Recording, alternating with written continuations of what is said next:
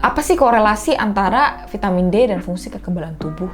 Bukan kebetulan bahwa kehebohan seputar suplementasi vitamin D telah meroket sejak pandemi ya.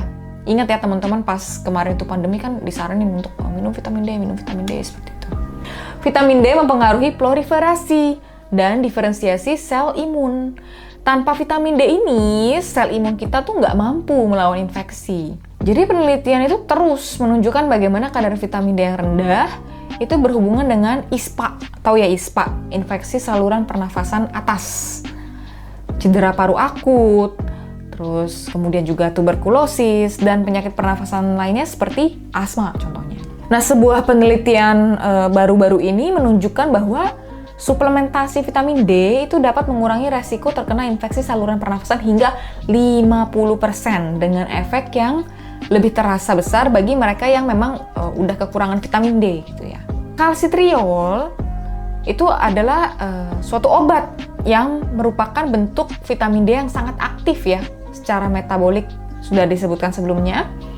Jadi ini mempengaruhi kekebalan tubuh. Ada dua cara penting yang berbeda, yaitu menekan kekebalan adaptif, namanya adaptive immunity, selagi merangsang kekebalan bawaan tubuh, yaitu innate immunity.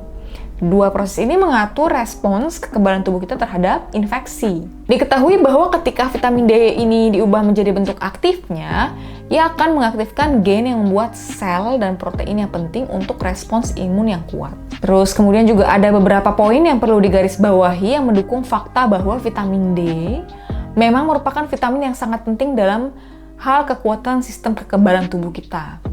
Pertama, terkait virus musiman. Sumber utama vitamin D itu kan tadi udah disebutkan radiasi UV matahari gitu ya. Dan karena intensitasnya bervariasi sepanjang musim dan di lokasi geografis yang berbeda, itu tuh kita melihat bahwa defisiensi vitamin D itu kan umum terjadi selama bulan-bulan musim dingin toh. Oktober sampai Maret di lintang utara 20 derajat di atas, dan kalau di selatan itu di Australia misalkan itu April sampai September gitu ya. Di belahan bumi selatan 20 derajat di bawah ekuator. Dengan ini kita melihat bahwa virus corona gitu dan virus influenza itu menunjukkan kemunculan yang tinggi pada bulan-bulan musim dingin. Kita lihat dulu nih grafiknya.